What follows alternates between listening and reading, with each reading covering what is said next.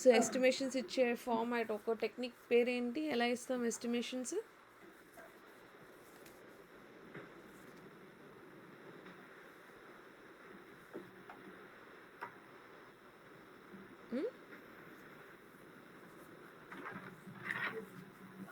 ఇప్పుడు ఇద్దరు రివైజ్ చేస్తున్నారా?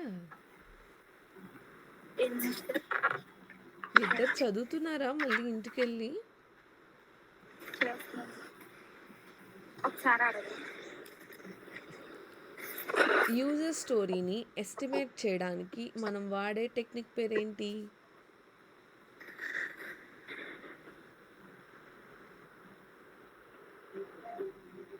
యూజర్ స్టోరీ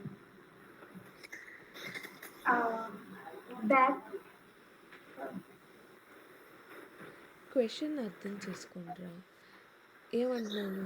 ఉన్న స్టోరీకి ఎంత టైం పట్టిద్ది, ఎస్టిమేషన్ అంటే ఏంటి, ఎంత ప్లాన్ టైం పడుతుంది అనే కదా. సో ఎంత టైం పడుతుంది అనేది మనం ఎలా చెప్తాము ఒక యూజర్ స్టోరీ తయారవడానికి?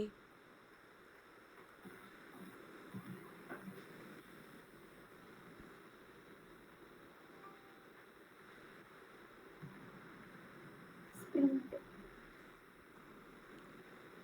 నాకు తెలిసిన వర్డ్స్ ప్లాన్ చెప్పొద్దు, నాకు రైట్ ఆన్సర్ ఏం చేస్తాము అనేది కావాలి. ఇది యూజర్ స్టోరీ కదా, ఇది యాక్సెప్టెన్స్ క్రైటీరియా కదా. ఇప్పుడు నేను మిమ్మల్ని అడుగుతున్నాను ఎంత టైం పడుతుంది ఇది పని చేయడానికి అని, అప్పుడు మీరు ఏం ఎలా చెప్తారు?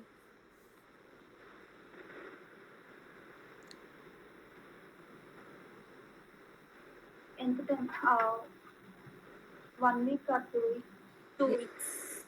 ఎలా? డెవలపర్స్ చేసే వాళ్ళని బట్టి అది అంటే డెవలపర్స్ ఎంతమంది ఉన్నారు ఏంటి అని చూసుకొని చెప్తాను. ఎలా టెస్టింగ్కి ఎలా చెప్తాం? కంప్లీట్ అయిపోయింది టెస్టింగ్కి ఎలా చెప్తాం? టెస్టింగ్కి ఎలా చెప్తాను? మీరు క్లాస్ రివైజ్ చేయాలి, వీడియోనే ఒక 3-4 టైమ్స్ విని మీ అండర్స్టాండింగ్ ఏంటి అని రాసుకోవాలి. బికాజ్ నాకు ఏం అర్థమవుతుందంటే లైక్ కంప్లీట్లీ ఇది మీకు చాలా న్యూ థింగ్. యాక్చువల్గా నేను ఇప్పుడు మనం చెప్పేది మామూలుగా క్లాస్ వేరే వాళ్ళకి చెప్తే జస్ట్ 5 minutes స్పెండ్ చేసి నేను నెక్స్ట్ టాపిక్స్కి వెళ్ళిపోతాను. ఓకే, కానీ మీకు ఇది అస్సలు తెలియదు కాబట్టి మనం కొంచెం ఎక్స్ట్రా ఎఫర్ట్ పెట్టాలి. మనం ఇక్కడే ఆగిపోద్ది కదా, రోజు జీరా దగ్గర మనం ఆగిపోద్ది కదా. సో ఎస్టిమేషన్కి మీరు అసలు డాక్యుమెంట్ కనుక మీరు ఓపెన్ చేసి చూస్తే ఇక మీకు ఏం కనిపిస్తుంది? ఈ నెంబర్స్ ఏంటివి? ఈ నెంబర్స్ ఏమని చెప్పాను నేను? 1 వీక్ 2 వీక్స్ అట్లా. ఈ 1 week 2 weeks అని చెప్పానా? లేదు. ఈ సిరీస్ని ఏమంటారని చెప్పాను?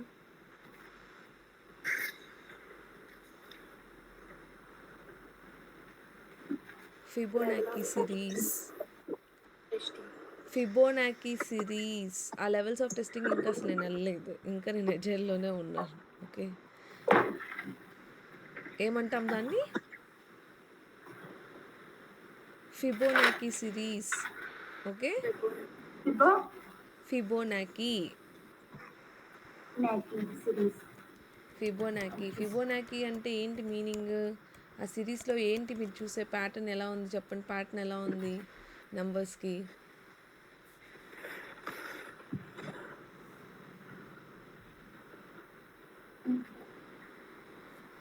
ముందు నెంబర్ యాడ్ అయితే వచ్చే టోటల్ కదా. సో 0కి 1 యాడ్ చేసి 1 + 0 is 1. 1 + 1 ఎంత? 2. సో 2 ప్లస్ దాని ముందు నెంబర్ 1 యాడ్ చేస్తే ఎంత వచ్చింది? 3. 3 ప్లస్ దాని ముందు నెంబర్ ఎంత? 2 యాడ్ చేస్తే వచ్చింది 5. సో ఈ నెంబర్స్ ఇది వన్ టెక్నిక్. సో ఇప్పుడు మనం ఇక్కడ ఇచ్చేటప్పుడు ఒకవేళ ఇది 2 days పట్టిద్ది అని అనిపిస్తే మొత్తం తయారవడానికి 2 ఇవ్వాలి. 3 days పట్టిద్ది అనిపిస్తే 3 ఇవ్వాలి. 1 week పట్టిద్ది అనిపిస్తే 5 ఇవ్వాలి.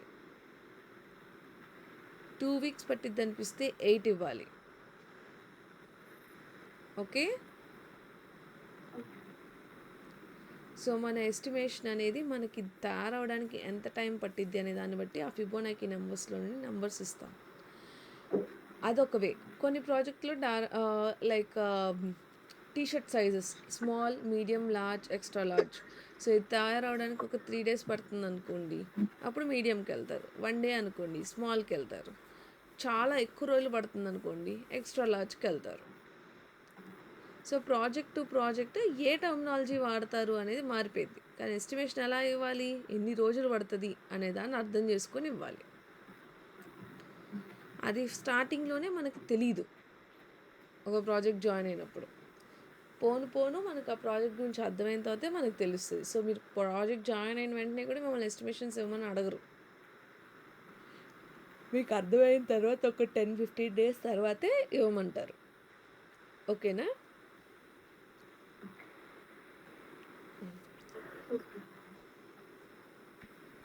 సో బాగా రివైజ్ చేయండి. నేను మళ్ళీ ఎల్లుండి అడుగుతాను క్వశ్చన్స్, ఎందుకంటే నాకు ఇక్కడే అయిపోవడం ఇష్టం లేదు. నెక్స్ట్ టాపిక్స్కి వెళ్దాం. రేపు అడుగుతాను క్వశ్చన్స్ అన్నీని. బట్ నాకు ఎవ్రీ క్వశ్చన్ రిపీట్ చేయమని అడగకూడదు, ఆన్సర్ తప్పు చెప్పకూడదు. ఓకే? మీ ఇద్దరు నాకు ఇంకొక హెల్ప్ చేస్తారా?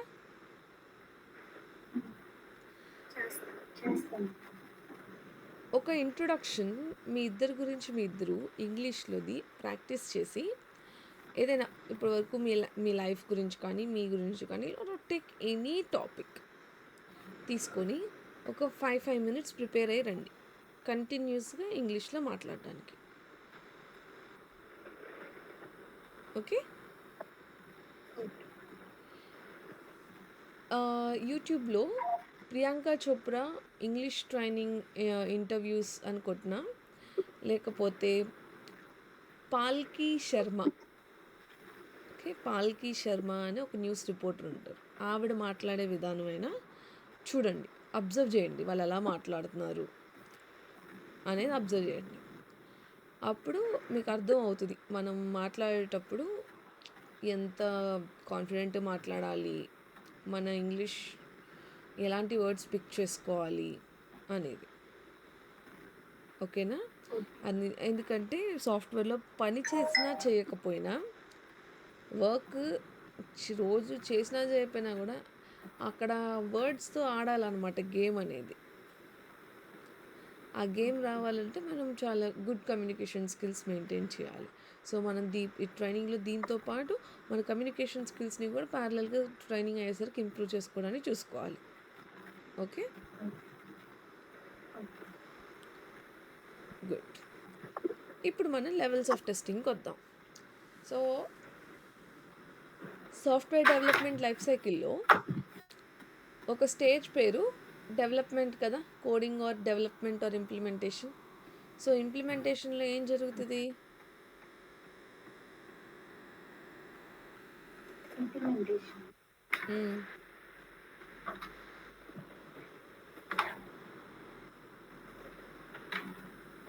సాఫ్ట్వేర్ డెవలప్మెంట్ లైఫ్ సైకిల్లో ఇంప్లిమెంటేషన్ స్టేజ్లో ఎవరు ఏం చేస్తారు?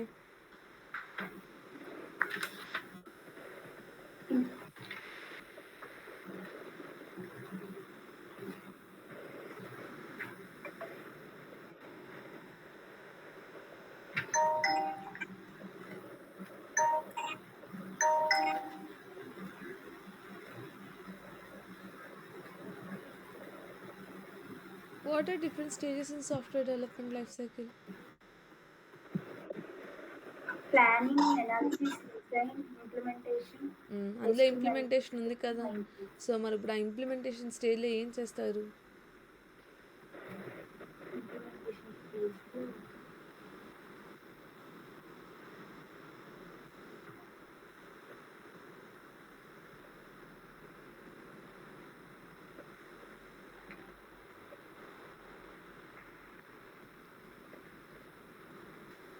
పేరులోనే ఉంది మీనింగ్.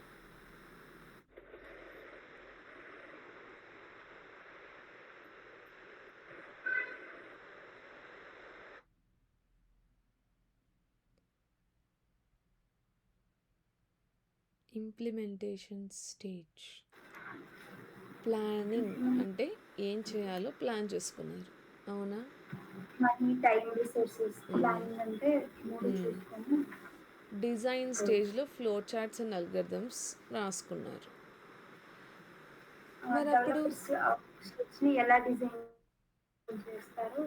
రాసుకున్నారు. మరి అప్పుడు ఇంప్లిమెంటేషన్లో ఏం చేయాలి? రాసుకున్న డిజైన్ ప్రకారం కోడ్ రాయాలి కదా. కోడ్ రాసే వాళ్ళని ఏమంటాం? ఇంప్లిమెంటేషన్. సి కోడ్ రాసే వాళ్ళని అంటున్నాను, అంటే అక్కడ స్టేజ్ని రిఫర్ చేయట్లేదు డెవలప్ కదా. డెవలపర్స్ కదా. కోడ్ రాసేది ఎవరు? డెవలపర్స్ రాస్తారు. డెవలపర్స్. సో డెవలపర్స్ ఇంప్లిమెంటేషన్ స్టేజ్లో వాళ్ళు కోడ్ రాస్తున్నప్పుడు, ఇప్పుడు ఒక టీంలో 4 డెవలపర్స్ ఉన్నారనుకోండి, 4 ఫంక్షనాలిటీస్ మీద కోడ్ రాస్తారు. ఒకళ్ళు లాగిన్ మీద రాస్తే, ఒకళ్ళు యాడ్ టు కార్ట్ మీద రాస్తే, ఒకళ్ళు సర్చ్ మీద రాస్తే, ఒకళ్ళు ఫిల్టర్ మీద రాస్తున్నారు అనుకుందాం. ఇప్పుడు డెవలపర్ లాగిన్ పేజ్కి రాసేసాడు అనుకోండి, రాసేసిన తర్వాత తను రాసిన కోడ్ వర్క్ అవుతుందా లేదా, తను రాసింది మాత్రమే, మిగిలిన ముగ్గురితో సంబంధం లేదు, తను రాసుకున్న వర్క్ వరకు పని చేస్తుందా లేదా అని చెక్ చేసుకునేది యూనిట్ టెస్టింగ్. యూనిట్ అంటే ఏంటి మీనింగ్? ఒకటి అని కదా. సో ఎవరు రాసుకున్న యూనిట్ వాళ్ళు, ఎవరు రాసుకున్న కోడ్ వాళ్ళు, డెవలపర్స్ తనంతట తానే టెస్ట్ చేసుకుంటే దాన్ని మనం యూనిట్ టెస్టింగ్ అని అంటాం. ఓకే. సో యూనిట్ టెస్టింగ్ ఎవరు చేస్తారు? ఓన్లీ డెవలపర్స్ చేస్తారు. డెవలపర్స్.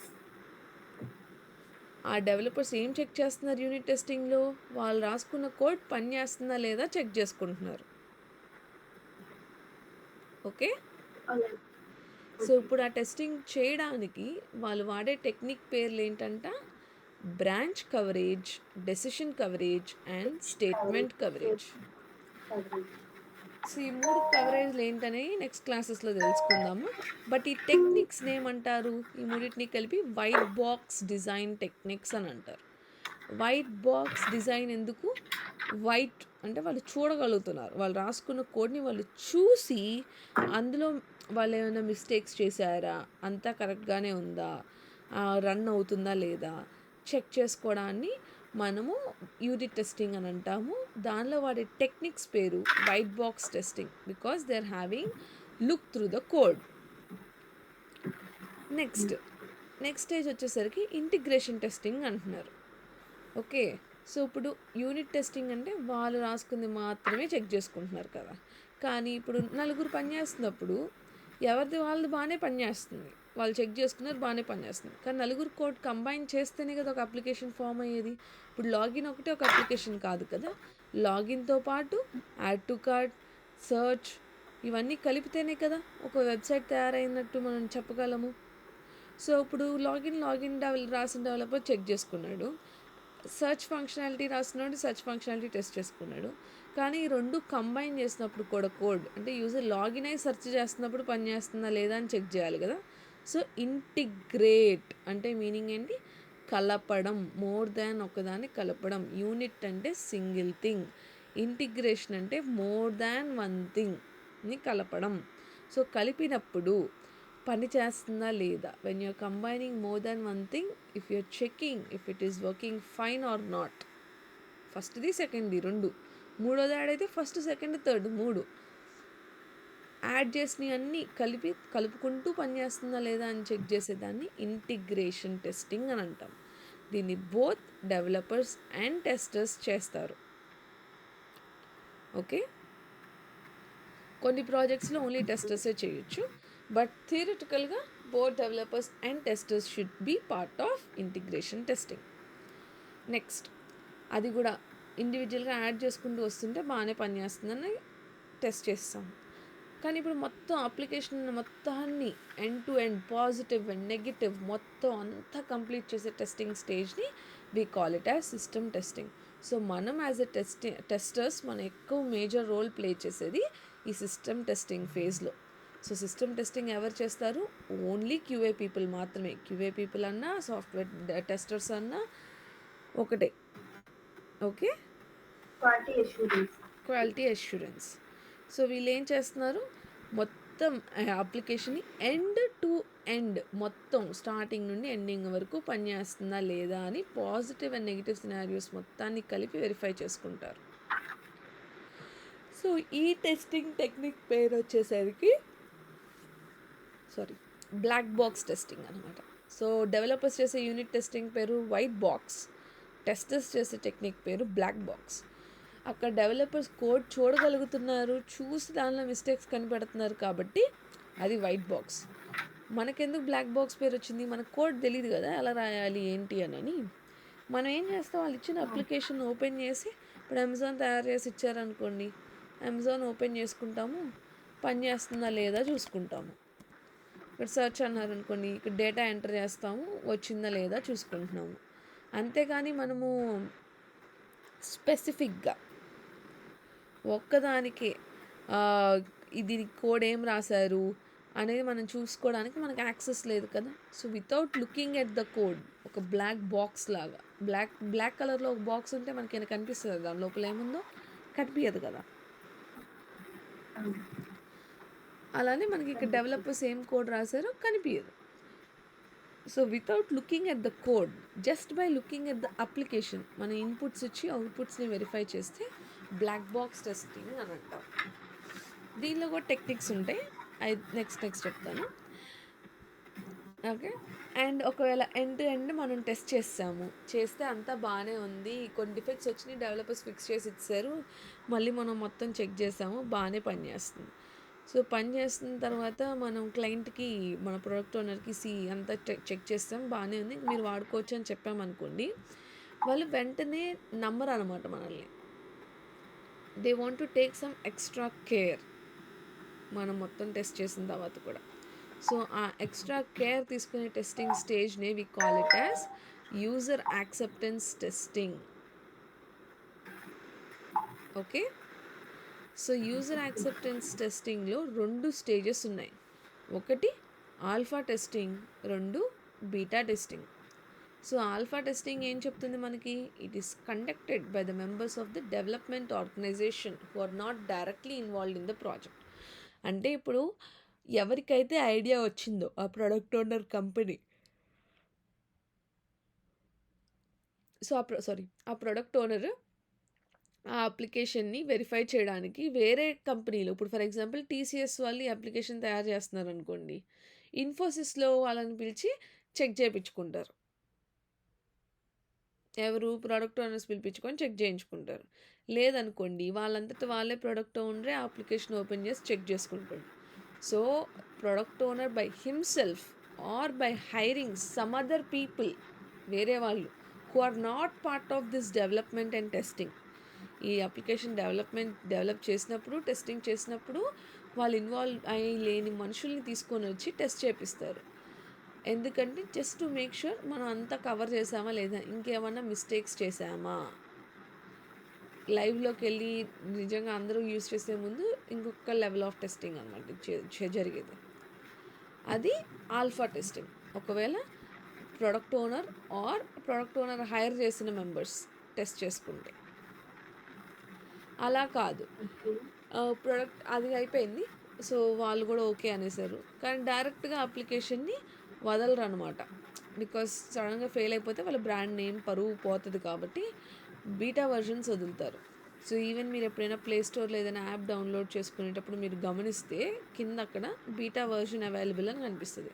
సో బీటా వర్జన్ అంటే మీనింగ్ ఏంటంటే కొత్త వర్జన్, కానీ అఫీషియల్గా ఇంకా మేము రిలీజ్ చేయలేదు, మీరు వాడుకోవాలనుకుంటే ట్రై చేసుకోవచ్చు, డౌన్లోడ్ చేసుకొని వాడుకోవచ్చు అని కనిపిస్తుంది అన్నమాట. సో దానివల్ల యూజ్ ఏంటి? బీటా టెస్టింగ్లో పెట్టడం వల్ల కొంతమంది ఏంటంటే చాలా ఎంతూజియాస్టిక్గా ఉంటారు. కొంతమంది ఏం చేస్తారు, వాళ్ళు కొత్తగా వచ్చే బీటా వర్జన్స్ని డౌన్లోడ్ చేసుకొని అందులో మిస్టేక్స్ ఉంటే కనిపెట్టి కంపెనీకి చెప్పడానికి అలా ట్రై చేస్తూ ఉంటారనమాట. సో మనం డైరెక్ట్గా ప్రొడక్షన్లోకి వదిలే ముందు అన్అఫిషియల్గా కొంతమంది అయినా అప్లికేషన్ వాడి రియల్ టైం పీపుల్, నిజంగా రోజు ఎవరైతే అప్లికేషన్ వాడతారో వాళ్ళు ఆ అప్లికేషన్ని టెస్ట్ చేసి మనకి ఏమైనా డిఫెక్ట్స్ ఉంటే చెప్పే వాళ్ళని we call it as beta testing. Okay. So acceptance టెస్టింగ్లో 2 టైప్స్ ఉన్నాయి, ఒకటి ఆల్ఫా, ఇంకోటి beta. Alpha is done by the product owner or the people hired expert people hire చేసుకుంటారనమాట. సో యూజర్ యాక్సెప్టెన్స్ టెస్టింగ్లో పీపుల్ ఎప్పుడు కూడా చాలా తెలివిగా ఉంటారు. మరి మనమేమో ఈ సిస్టమ్ టెస్టింగ్లో పార్ట్ అని చెప్తున్నాను కదా. సో ఇప్పుడు మనం సిస్టమ్ టెస్టింగ్ చేసినప్పుడు మనకేమీ మిస్టేక్స్ కనిపించలేదు, ఇదంతా బాగానే ఉందని చెప్పి మనం ఇచ్చేసాం, సబ్మిట్ చేస్తాం. కానీ అప్పుడు ఈ యూజర్ యాక్సెప్టెన్స్ టెస్టింగ్ స్టేజ్లో టెస్టర్స్ వచ్చి ఈ అప్లికేషన్లో డిఫెక్ట్స్ ఉన్నాయని కనిపెట్టారనుకోండి, అప్పుడు మనకు మంచి పేరు వచ్చిద్దా, చెడ్డ పేరు వచ్చిద్దా?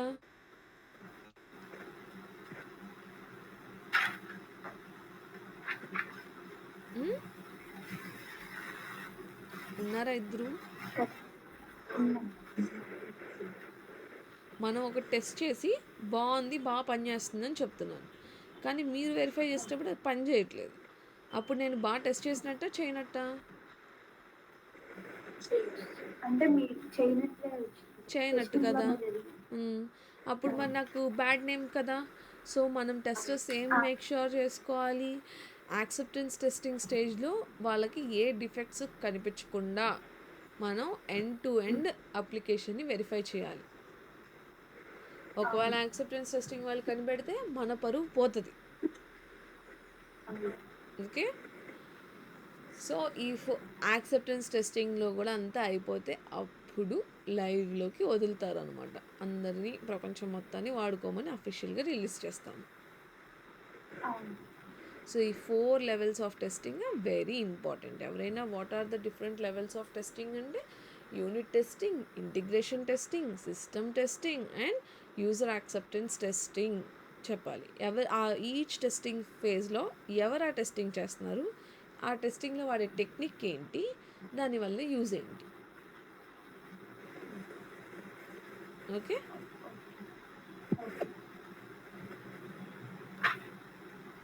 ఇందాక మీరు యూజర్ స్టోరీస్ అని ఎవరిని అంటారని చెప్పేసి అడిగారు కదా. యూజర్ స్టోరీస్ ఎవరు మూవ్ చేస్తారు అని అడిగాను. ఏమడిగాను? ఇక్కడ నుండి ఇక్కడికి ఎవరు మూవ్ చేస్తారు, ఈ స్ప్రింట్లో వర్క్ చేయడానికి ఏది కావాలి అని ఎవరు అడుగుతారు అని చెప్పాను, ఎవరు మూవ్ చేస్తారు అని చెప్పాను. Product manager, product owner. Owner. Okay, product owner.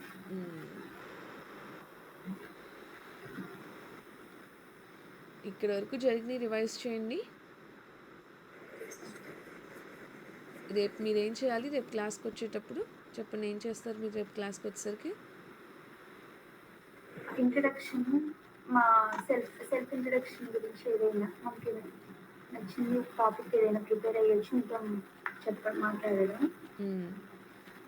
ఇంకొకటి మీరు అడిగిన క్వశ్చన్స్ అన్నిటికీ ఆన్సర్ చెప్పాలి.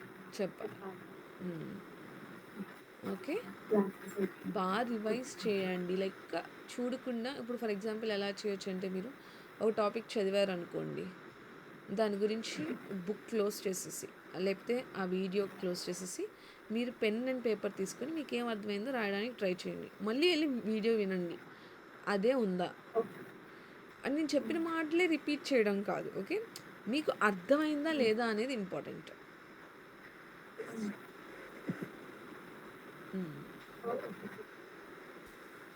ఓకే, సరే.